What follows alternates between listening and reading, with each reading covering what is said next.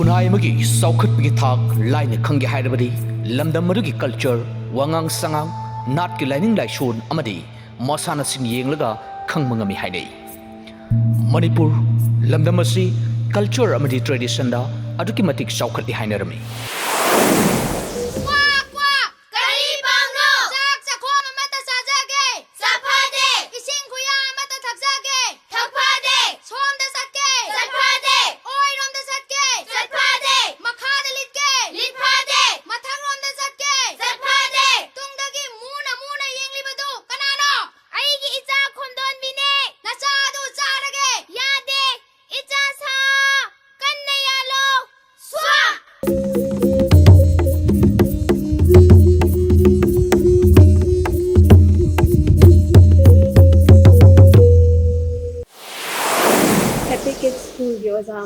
Ngasi mami TV ki maikai dagi asugumba kanaraba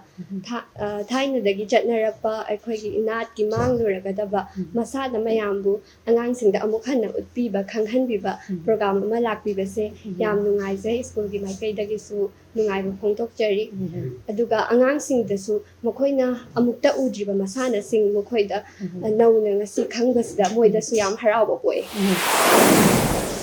adubu laibak thibadi Ipai pusing na thambiramba maman yamlaba paurong pautak nat ki oiba Masanasing malemda anisuna leitraba top makhal kya thambiram labasu ngasigi horak iba mirolna khangbi ubidabana nongmugi Eikhoigi lapthoralei asigumna nongmugi mami samlakpagi phibam asibu hakchin na lojaraga mami TV na koina chasaduna pikliba angang nawasingda nat ki oiba Masanasing masak takpagi thoram pangthoktuna lakle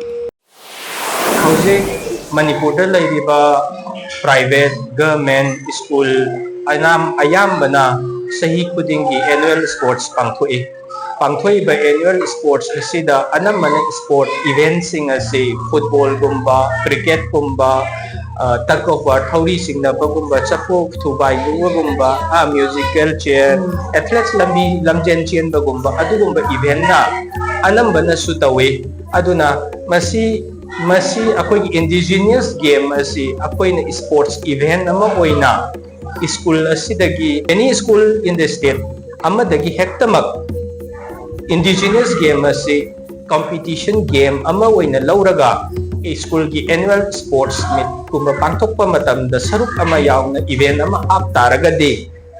matam amada sothakraba masana asi hojiki generation na khangamdaba leitaragasu sigumba game asina competition ama oina participate na hontaragadi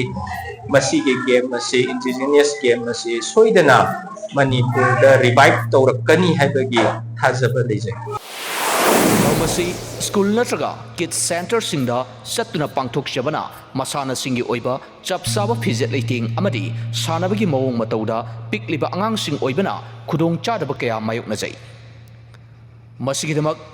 Mami TV bu yengbiriba khwai tarana ngakpigani adumoinamak talent hunt ki manung channa Masanasing gi oiba competition dadi chap chaba nat ki niyam pangthok sagani